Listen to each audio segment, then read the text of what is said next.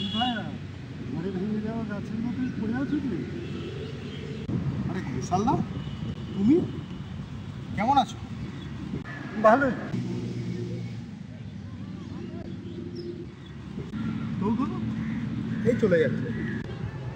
আচ্ছা, তুই গার্মেন্টসের ওই কোম্পানিটাতেই আছিস এখন?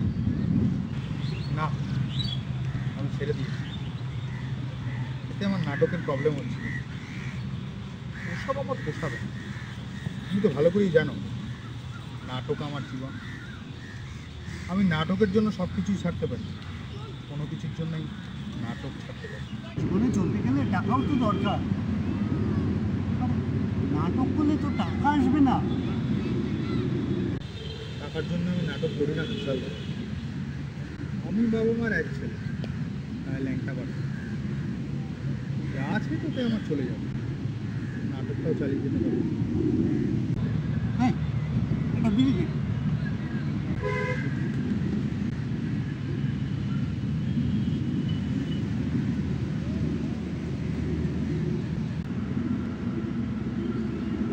বিড়ির পরিবর্তে সিগারেট?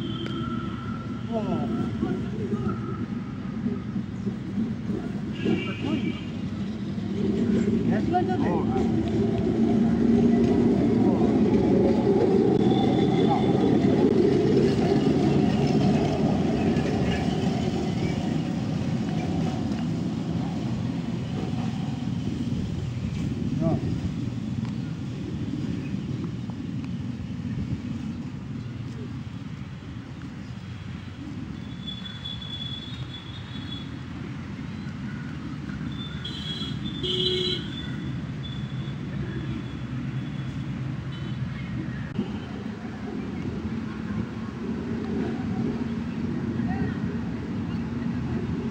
আসল কথাটা বেড়ে ফেল নাকি? কি জন্য ডাকি? তোমার মনে হয় না ঘোষালদা, অনেক দিন আমরা কিছু করিনি? কিছু মানে কি? নাটকের কথা বলছি? হ্যাঁ, একটা নতুন নাটক না বলা হয় না? আবার সবাই একসাথে হই হল্লা, রিহার্সাল, চা, সেট বাঁধা, আর মঞ্চস্থ করে। হ্যাঁ ঠিকই বলেছিস। আমরাও সবাই কেমন যেন নিজের নিজের মতো জড়িয়ে পড়লাম। রূপটাও ছন্নছাড়া হয়ে গেল। এখন কি আর সকলকে পাওয়া যাবে? ঠিক কথা, পাওয়া গেলেও সকলেই যে রাজি হবে তা না। তাহলে কুশলা পাবো কোথায়? আমাদের অবস্থা তো সেই মরুভূমিতে দাঁড়িয়ে। ঘোষালদা, তুমি ছিলে সবচেয়ে উৎসাহী। তুমি রাজি হলে অনেকেই না বলবে, আর বাকিগুলো পেপারে অ্যাড দিই। দেখ, যদি একটা নতুন নাটক খেলা যায়। এই তো সেই স্পিরিট। দেখো ঘোষালদা, আমরা ঠিক পারবো। ঠিক আছে, সবার সাথে যোগাযোগ করে বসের দিন। ফাইন ঘোষালদা, আমরা আর দেরি করবো না। এই উইকেন্ডেই আমরা বসবো। ডান? ওকে ডান। চল উঠি তাহলে। এক কাপ চাপা দিয়ে আমরা পালাই। আমার আবার ক্লাসের দেরি হয়ে যাবে, ছুটির ব্যবস্থা আছে। চল ওঠ।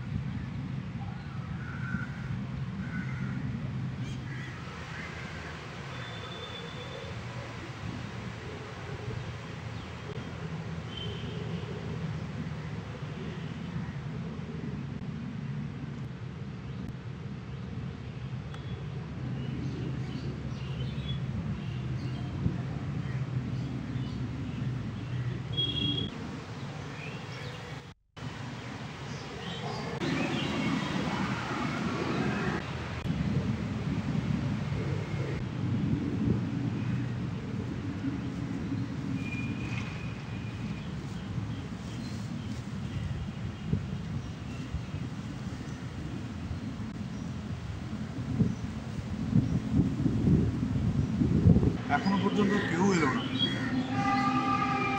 সে নাটকটা হবে তো?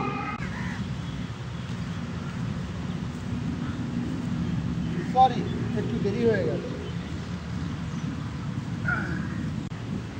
ওর আবার কবে দেরি না হয়? হ্যাঁ, এবার বলবি তো? ডাইনোরা এমন গরমে হাঁপিয়ে যায়, তাই দেরি হয়। এক্স্যাক্টলি। আর তুই কি বলি, ধূমকেতু কখনো কখনো দেখা যাস। ওকে ওকে, এখন আমাদের আগে বাড়তে হবে। দুজনে আগে বাড়বি? বেশ, চ কদম কদম বাড়ায় যা। আচ্ছা, আমরা এখন কি করব? কি আর করবো, বসে বসে ঘাস ছিঁড়বো। আমাদের কিন্তু লোক না থাকাটা বেশ বড় করে ভোগাচ্ছে। বলো তুমি, আর তো কেউ এলো না, এই তিনজনে নাটক হবে? হ্যাঁ, আজকে তো প্রথমবারও ডুব মারবে। আমরা যেন তুমিই পিছিয়ে যাচ্ছি। তার মধ্যে আবার সব কিন্তু বৃষ্টিতেই বন্ধ হয়ে গেল। কি মালতী? হ্যাঁ, একটার পর একটা প্রতিবন্ধকতা। একসঙ্গে তো কোনোদিনই 2-3 জনের বেশি আসছে না। ঠিক কথা, লোকসংখ্যা কম থাকাটা আমাদের ভোগাচ্ছে। ফলে আমরা যেখানকার সেখানেই পড়ে গেছি। আর আরো মজার ব্যাপার কি জানো, উদ্যোক্তা ঘোষালদা বেটা আমাদের গুলতিতে বেঁধে টেনে দিয়ে নিজেই দাঁড়িয়ে গেল। হ্যাঁ, সেই থেকে তার টিকিট দেখা নেই। তুইও যেমন, তাকে আবার টিকিট থাকবে কোথায়, তুই দেখতে পাবি।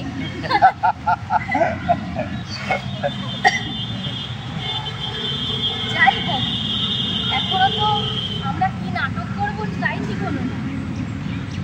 তাই না? কি নাটকটা করবে?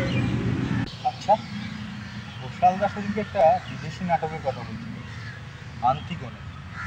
বিখ্যাত গ্রিক নাট্যকার সোফোক্লেসের অমর সৃষ্টি, 2500 বছর আগের লেখা। সেটা নামালে কেমন হয়? তোর কাছে আছে নাটকটা?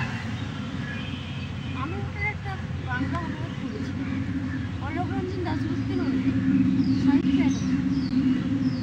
বইটা কি তাহলে তনুশ্রীর কাছে পাওয়া যাবে? না, আমি ওটা একটা লাইব্রেরিতে বসে পড়েছি। সাহিত্য একাডেমিতে পড়লে হয়তো ওটা পাওয়া যাবে। আচ্ছা, নতুন আঙ্গিকে আমাদের মতো করে অনুবাদ করলে কেমন হয়? মন্দ প্রস্তাব নয়, তবে সেই দায়িত্বটা কে নেবে? কে নেবে? কে নেবে? আচ্ছা, ঘোষালদাকে অ্যাবসেন্ট পানিশমেন্ট হিসেবে এটার দায়িত্ব দিলে কেমন হয়? আমার মনে হয় এটা আমাদের নির্দেশকের উপর ছাড়া দেবে, তিনি কীভাবে নাটকটা সাজাতে পারেন। কিন্তু নির্দেশক হিসাবে কাকে রাখা হবে? কাকে রাখা হবে মানে এখনো নির্দেশকও ঠিক হয়নি।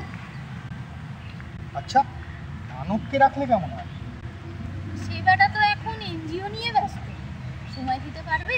তা ঠিক, ঘরের খেয়ে মনের মোষ তাড়িয়ে বেড়াচ্ছে। একবার ডেকে আলোচনা তো করা যেতে পারে। তনুশ্রী এই কথাটা আমাদের ঠিক লেগেছে। দেখা যাক, একদিন ওর বাড়িতে যাওয়া যাবে। ফোন নাম্বারটা কি আছে স্যারদের কাছে? বাড়িতে আছে, ডায়েরিতে। ব্যাস, তাহলে তো হয়েই গেল। কিন্তু আমাদের আরও লোক জোটাতে হবে, এটা ভুললে কিন্তু চলবে না। হ্যাঁ, পেপারে অ্যাড দিতে হবে আবার। আজকে আমরা কিছুটা এগোতে পারলাম, মনে হচ্ছে এবারে শুরু হবে আবার রিহার্সাল, আড্ডা, চা আর দিদার মজা। আজকের চাটা তাহলে 10.5 স্পন্সর করছে। কি ভাইয়া, চায়ের অর্ডারটা দাও।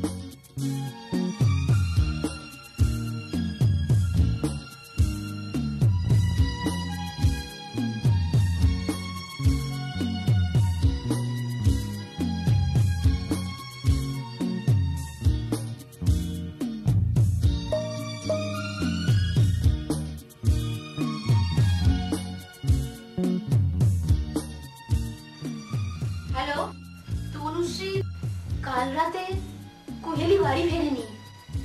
আজ এত বেলা হয়ে গেল, ওর কোনো খোঁজ নেই। ইয়ার নতুন কি? ও তো প্রায় এরকম পার্টি কিটি পার্টি ডিস্কো করে বেড়ায়। ফিরে যাবে কোন? না না, ওর ফোনও বন্ধ। ও যেখানেই রাতে থাকুক না কেন আমাকে অন্তত জানায়। তুই ওর সবচেয়ে কাছের বন্ধু, আর কাকেই বা বলবো বল? তোদের এনজিও তো কত মেয়েকে উদ্ধার করে নিয়ে আসে। প্লিজ হেল্প কর। ওকে ওকে, আমি দেখছি।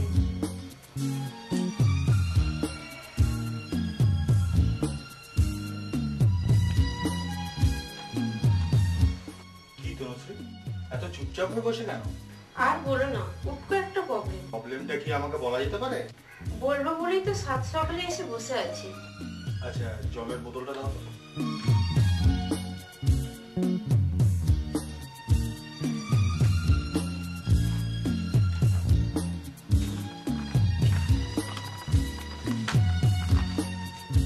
উফ, কি ঠান্ডাটা না পড়েছে, দেখেছো সাহেবদা? হ্যাঁ, আজকে আবার সাংঘাতিক উত্তরে হাওয়া মারছে। বলো এবার প্রবলেমটা কি? অবলা ট্রাফিক মেয়েগুলোকে আমরা মানে আমাদের এনজিও উদ্ধার করে আনবে বলে ইচ্ছে করে হারিয়ে যাওয়া পালিয়ে যাওয়া মেয়েদেরও কি আমাদেরই খুঁজে এনে দিতে হবে? ঠিক বুঝলাম না, একটু খুলে বলবে তনুশ্রী? আজ মালতীদি ফোন করেছিল, কাল রাত থেকে মালতীদির বোন বাড়ি ফিরেনি। Very serious. Anyway, this is our task to find her out before her life ruins. মাত্র একটা রাত গেছে, আমাদের এক্ষুনি ফিল্ডে নেমে পড়তে হবে তনুশ্রী। দাঁড়াও, এত উত্তরা হতে হবে না, মেয়েদের ম্যাটার হলেই হলো, অমনি এক পা বাড়িয়ে। ওকে, পা পিছিয়ে নিলাম, বড় তারপর। তারপর নয়, এ মেয়ে ট্রাফিক হওয়ার নয়, উল্টে আজব ছেলে, কাল আর এক চড়িয়ে বেড়ানোর মেয়ে, বুঝেছো? গেছে কার সাথে ফুর্তি মারতে, 2-1 দিন পর ঠিক ফিরে আসবে। কিন্তু সেটা ভেবে কি আমরা হাত পা গুটিয়ে বসে থাকবো? আর তুমি এত শিওর হচ্ছ কি করে যে সে ফিরে আসবেই? কারণ মালতীদির বোন আমার ক্লাসমেট ছিল, আর এর আগেও এমন কাণ্ড সে ঘটিয়েছে। শুধু একটা জায়গায় আমার খটকা লেগেছে, সেটা হলো মালতীদির অ্যাংজাইটি। যে দিদি ওর সব অন্যায়ের উপর পর্দা দিয়ে রাখে, তাতে অত্যন্ত উদ্বিগ্ন লাগলো। আরে ঘোষাল না যে, ধূমকেতুর মতো উড়া, কোথায় ছিলে বছর ভর? ছিলাম একটু কাজে ব্যস্ত, ভাবলাম দেখি গিয়ে তোদের নাটকের কতদূর কি হলো। সাহেবদা, এই সেই ঘোষালদা যিনি কিনা আমাদের নাটকের উদ্যোক্তা? হ্যাঁ, নাটক আর কি হবে, তোমাদের কারো তো টিকিও পাওয়া যায় না। পিতাম্বর হাওয়া মালতীদিকে তো দূরবীন দিয়েও খুঁজে পাওয়া যায় না। আমি তোমাদের নাটক করতে এসে তোমাদের এনজিওর নানা কাজে ইনভলভ হয়ে পড়লাম, যেটার জন্য আশা সেটাই আর হলো না। হ্যাঁ, আমাদের এনজিওর দ্বারা নাটক করা আর হবে না। হ্যাঁ, আসলে সকলেই তো খুব ব্যস্ত, রিহার্সালের টাইমটাই তো দেওয়া মুশকিল। তার চেয়ে আমাদের সোশ্যাল ওয়ার্কগুলোতে বেশি টাইম দেওয়া দরকার। আমাদের স্টেজের নাটক হলো না বটে, কিন্তু রিয়াল নাটক এবার শুরু। তনুশ্রীকে মালতীদি ফোন করেছিল, ওর বোন কাল থেকে হারিয়ে গেছে। সে কি কাণ্ড! তারপর কিন্তু দিদি, তুমি এত উতলা হচ্ছ কেন? কারণ কুহেলির মোবাইলটা সুইচ অফ বলছে। এমনও তো হতে পারে ব্যাটারি ডাউন হয়ে বন্ধ হয়ে গেছে। আর তাছাড়া কুহেলির লেট নাইট জীবনযাত্রা তোমার অজানা নয়। হ্যাঁ জানি, ও একটু বেশি আনন্দ ফুর্তি করতে ভালোবাসে। এগুলোকে তুমি আনন্দ ফুর্তি বলছো? এরকম late night party, kitty party, এগুলো কোন ভদ্র ফ্যামিলির মেয়েরা করে বেড়ায় বলো? তুমি যে শুধু সব জানতে তাই নয়, তুমি রীতিমতো প্রশ্রয় দিয়ে পর্দা দিয়ে মেয়েটার কাল করেছো। আমি শুধু আমার ছোট বোনটার একটু বেশি আনন্দ করার জন্য ওকে গার্ড করেছি মাত্র।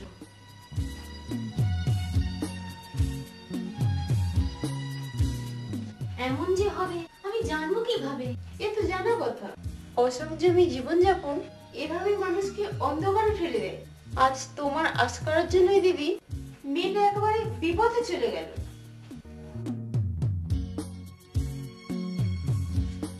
আমার তো মনে এমনও হয় যে শেষে কুহেলি ফার্স্ট্রেশনের শিকার হয়ে মেন্টাল পেশেন্ট না হয়ে যায়। তোর দুটো হাতে ধরি তনুশ্রী, মেয়েটাকে উদ্ধার করে এনে দে বোন। আমি সারা জীবন তোর ওপর কৃতজ্ঞ হয়ে থাকবো। কৃতজ্ঞ থাকতে হবে না, কোহেলি আমারও বন্ধু ছিল তো কখনো। যাই হোক, তুমি একটা কথা বলো যে ইদানিং কি কোহেলি এমন কোনো সংসর্গে পড়েছে বলে মনে হয়েছে? ও তো আমাকে কিছু লুকোয় না, তেমন তো কিছু শুনিনি।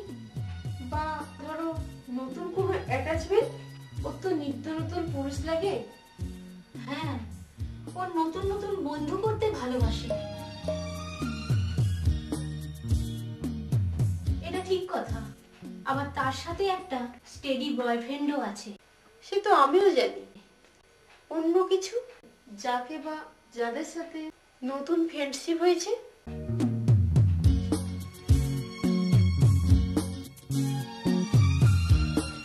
হ্যাঁ,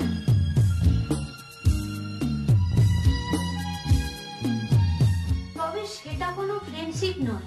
কিছুদিন আগে এক ফিল্ম ডিরেক্টরের সঙ্গে ওর যোগাযোগ হয়েছিল। তারপর ওকে একটা ইনস্টিটিউশনে ভর্তি করে দিয়েছিলাম। এই তো 3-4 দিন আগেই বলল যে ওই ডিরেক্টর ওকে ফিল্মের হিরোইন করেছে। সামনেই শুটিং শুরু হবে।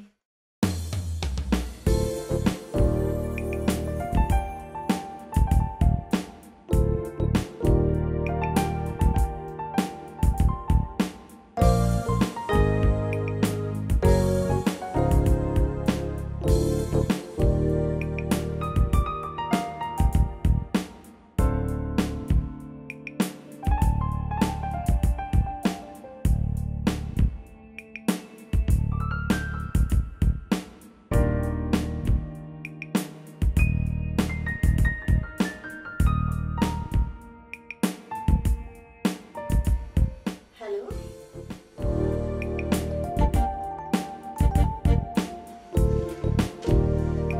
এত রাতে ফোন করার জন্য সরি।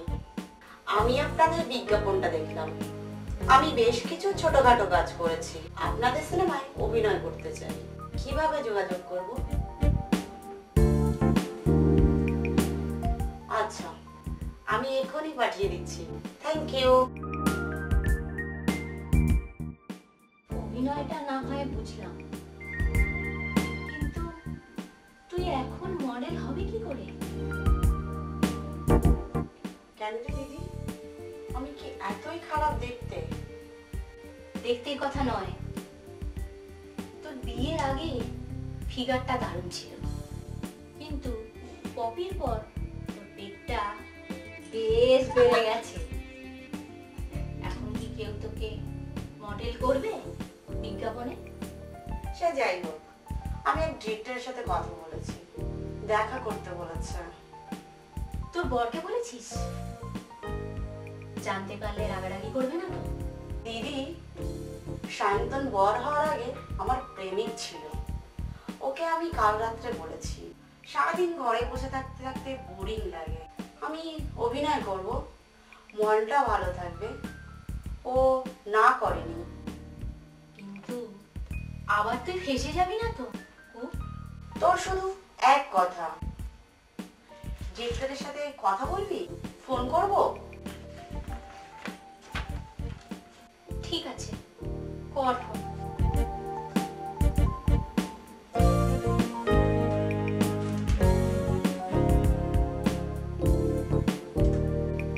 হ্যালো, আমি কাল ফোন করেছিলাম। আমার দিদি কথা বলতে চায় আপনার সাথে।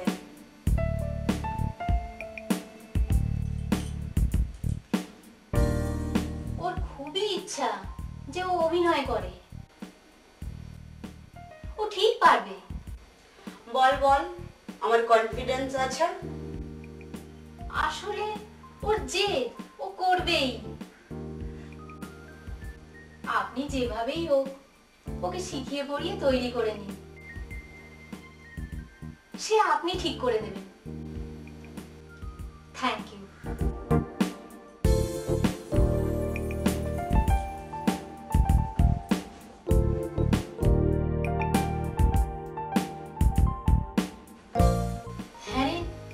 পারবি তো কু? ট্রেনিং এর টাকাগুলো চলে যাবে না তো? দিদি, তুই তো জানিস আমি যেটা ধরি সেটা করে তবে ছাড়ি। আমার মাথায় যখন একবার অভিনয়ের নেশা চেপেছে তখন ওটা করেই আমি ছাড়বো। তা ঠিক, আমার বোন কখনো ফেল করতে পারে না। কিন্তু টাকাটা কোথায় পাবি? তোর বর দেবে? জানি না, টাকার কথা বললে যদি অভিনয়টা করতেই না দেয় তাহলে তো এত বড় একটা সুযোগ হারিয়ে যাবে। কি হবে রে দিদি? দাঁড়া, আমায় চিন্তা করতে দে। হ্যাঁ রে দিদি, জামাইবাবুকে বলবো? আমি বললে না করবে না। খেপেছিস? তোর জামাইবাবু জানলে রক্ষে রাখবে? বাড়ি মাথায় করবে। অভিনয়ের ভূত মাথায় চেপেছে জানলে দুজনকেই ঝেঁটিয়ে বিদায় করবে। আমার ছেলে মেয়ে দুটো অনাথ হয়ে যাবে রে। কি হবে রে দিদি, কি হবে? আমি তো কিছুই ভাবতে পারছি না, আমার কান্না পাচ্ছে দিদি। দিদি ঠিক আছে, দাঁড়া, আমার একটা পোস্ট অফিসের বই আছে, কিন্তু জানি না ওটা থেকে আমি দেব। তুই কি ভালো রে দিদি, তুই কি ভালো। তোমার কি মনে হয় দিদি যে কোহেলি ওই ডিরেক্টরেরও ক্লোজ রিলেশনে এসেছে? তা ঠিক বলতে পারবো না, তবে আমি মজা করে একদিন বলেছিলাম, দেখিস কু তুই আবার ডিরেক্টরের সাথেও জড়িয়ে পড়িস না। ও মজা করে বলেছিল, পড়িনি তবে পড়তে পারি। তারপর? হ্যাঁ, প্রায় ওই ডিরেক্টরের কথা বলতো।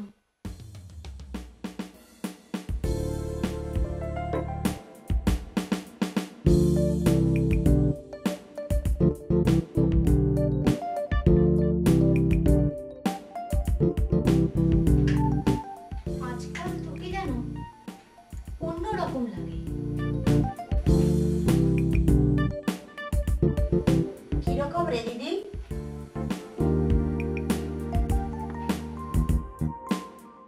হঠাৎ করে তুই কেমন বদলে গেছিস।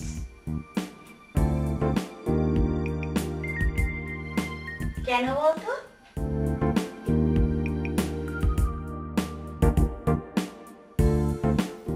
তুই কি আদিত্যকে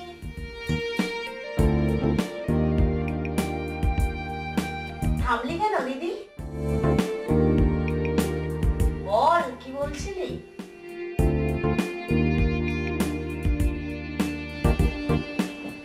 না, তুই সারাক্ষণ আজকাল তোর ডিরেক্টরের নামে মালা জপিস, আদিত্য আদিত্য। দিদি, একটা নতুন জায়গায় গেছি, নতুন লোকজন, তাদের কথা তো বলবোই। তাদের না তার? কি যে আজে বাজে বকিস দিদি। আদিত্যর সাথে তোর কি কোনো অ্যাফেয়ার তৈরি হয়েছে? তোকে আমি ছোট থেকে চিনি।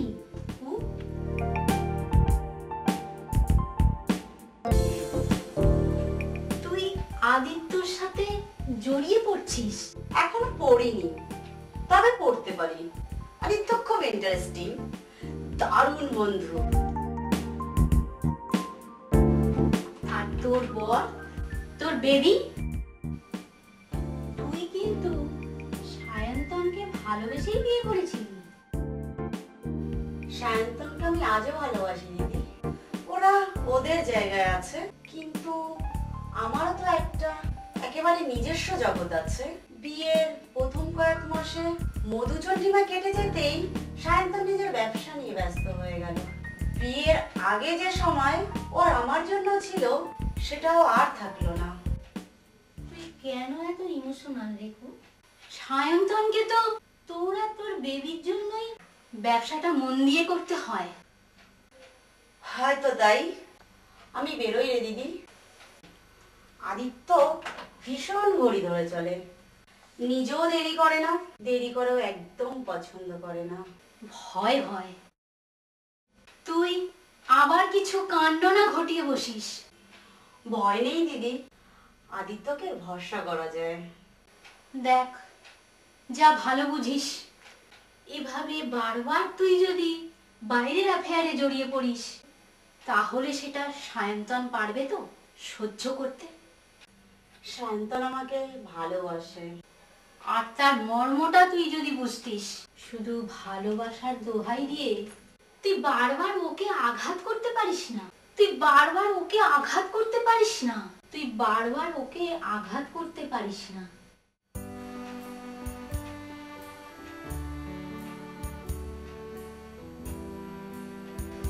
আমি ডক্টর শেফালি মিত্রকে কল করেছি। সাইকিয়াট্রিস্ট ডক্টর মিত্র? হ্যাঁ, এখন যা সিচুয়েশন তাতে কোহিলের একমাত্র সাইকিয়াট্রিস্টই প্রয়োজন।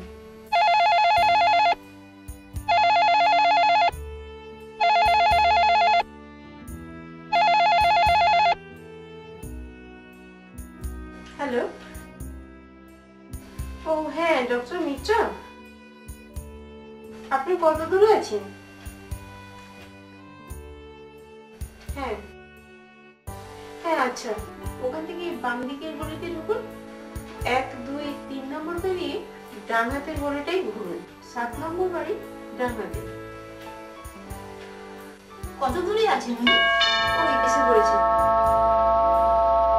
ওরা আছে ডাক্তার মিত্র, ভিতরে আসুন।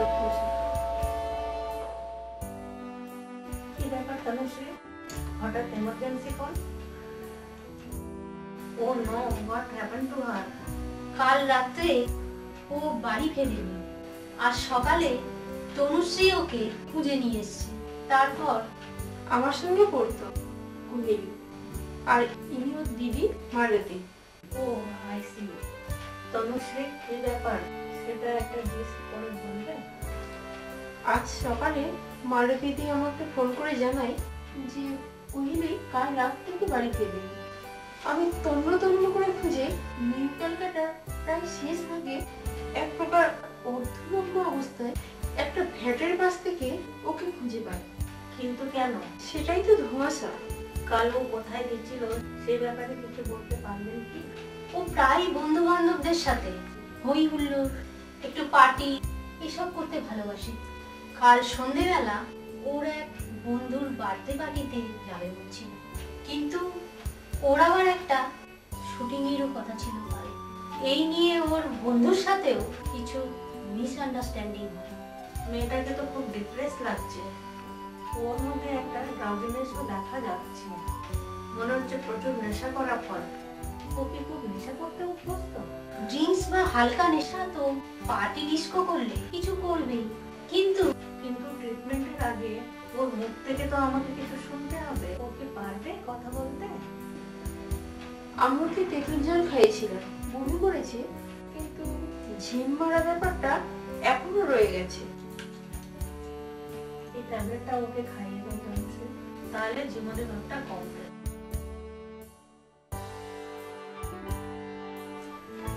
এই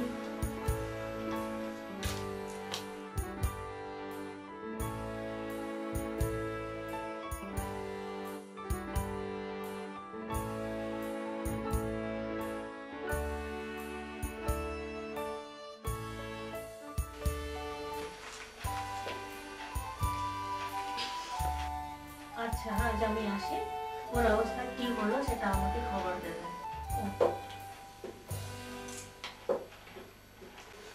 কি রে কুল, সেদিন কি হয়েছিল তোর কিছু বলতে পারবি এখন? কি হয়েছিল আমার? তুই মরতে বসেছিলি, তনুশ্রী তোকে উদ্ধার করে নিয়ে আসে ডাস্টবিনের পাশ থেকে। আমি ডাস্টবিন? মালতী প্লিজ, উত্তেজিত হবে। আচ্ছা, তুই কি এখন একটু নিজেকে হালকা বোধ করছিস? আমি তো কিছু বুঝতে পারছি না, আমি কি চিড়িয়াঘরের চিড়িয়া? সেদিন তোর বন্ধুর বার্থডে পার্টিতে কি হয়েছিল যে তোকে শেষ পর্যন্ত একটা ভ্যাটের বাস থেকে উদ্ধার করতে হলো?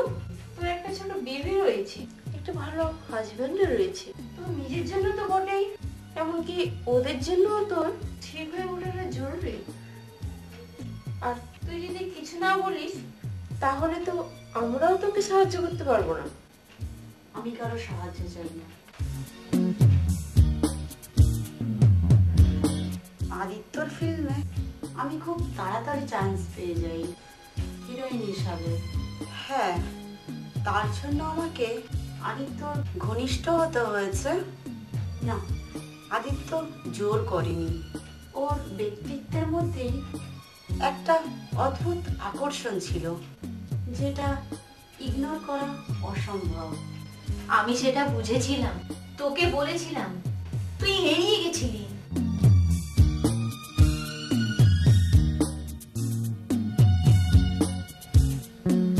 আদিত্যর সাথে আমার ঘনিষ্ঠতা নিয়ে সন্তোষ, মানে আমার বিয়ের আগের লাভার, ওর সাথে কিছু অশান্তি চলছিল। আই মিন, সন্তোষ আদিত্যকে সহ্য করতে পারছিল না। উফ, আমি তো ভাবতেই পারছি না একসাথে তোর এতগুলো রিলেশনশিপ। এটা কোনো লাইফ? তোর নিজের বেবি বা তোর হাজব্যান্ড সায়ন্তন, ওদের যেন তোর কোনো কমিটমেন্ট নেই। সেদিন আমার প্রথম শুটিং এর ডেট ছিল। সন্তোষের জন্মদিনও ওই একই দিনে পড়েছিল। সন্তোষ চেয়েছিল সারাদিন আমি ওর সাথে কাটাই। আদিত্য শুটিং শিডিউল চেঞ্জ করতে চাইনি। আমি হিরোইন হিসাবে আমার প্রথম দিনের শুটিং অ্যাবসেন্ট হয়ে সন্তোষকে টাইম দিয়েছিলাম। এটাই তো তোর সবচেয়ে বড় উইক পয়েন্ট। সব গুণ থাকা সত্ত্বেও তুই কোনো কিছুই করতে পারলি না। সেবার যখন তুই অত কষ্ট করে নার্সিং এর পরীক্ষায় ভালো রেজাল্ট করলি, কাউন্সিলিং এর দিন তুই তোর কোন বয়ফ্রেন্ডের সাথে আউটিং এ চলে গেলি, হাতের চাকরি পায়ে ঠেলে দিয়ে। সারাদিন শহরের বাইরের এক হোটেলের ঘরে আমরা ছিলাম। প্রচুর ড্রিঙ্কস করেছিলাম। জানি না, বোধহয় সন্তোষ কিছু কড়া ড্রাগস মিশিয়ে দিয়েছিল আমার ড্রিঙ্কসে। আমি প্রায় বেহুশ ছিলাম। শুধু এটুকু বুঝতে পেরেছিলাম যে সেদিন সন্তোষ আমার সাথে শরীরের খেলা খেলেনি, একটা পশুর মতো আমাকে ধর্ষণ করেছিল, যাকে আমি নির্দ্বিধায় আমার দেহ বিলিয়ে এসেছি। দিনের পর দিন সে যেন কোনো এক অদৃশ্য রিভেঞ্জ নিচ্ছিল আমার সাথে। আমার নিস্তেজ দেহটা সে তুলে দিয়েছিল মাতাল বন্ধুদের হাতে। পাশে দাঁড়িয়ে নারকীয় মজা লুটছিল। বিধ্বস্ত আমি হাত তুলে অস্ফুটে ওর কাছে হেল্প চাইছিলাম। ও এগিয়ে আসেনি। ফেরার পথে কোথাও যেন একটা গাড়ি থেকে আমার কোমরে লাথি মেরে রাস্তার ধারে ফেলে দিয়ে আসে আমাকে। তোর এইসব কথা তো পুলিশকে জানানো দরকার। না রে তনু, কিছু কি ফিরে পাবো তাতে? তুই তো এখন একটা ফিল্মের হিরোইন, কাজের দিকে মন দে। সেই রাতে অর্ধ বেহুশ অবস্থায় যেটুকু মনে পড়ে, আদিত্যকে বারবার ফোনে ধরার চেষ্টা করেছিলাম ক্ষমা চাইবো বলে। ও আমার ফোন ইগনোর করলো। আমার আর হিরোইন হওয়া হলো না। জানি না, হয়তো এরপর সায়ন্তনও আমার থাকবে না। বেপরোয়া জীবনযাত্রা আমার সব কিছু কেড়ে নিয়েছে। কাশ দিদি, তুই যদি অন্ধের মতো আমার ভুলগুলো গার্ড না করতিস, আমায় এত আশকারা না দিতিস।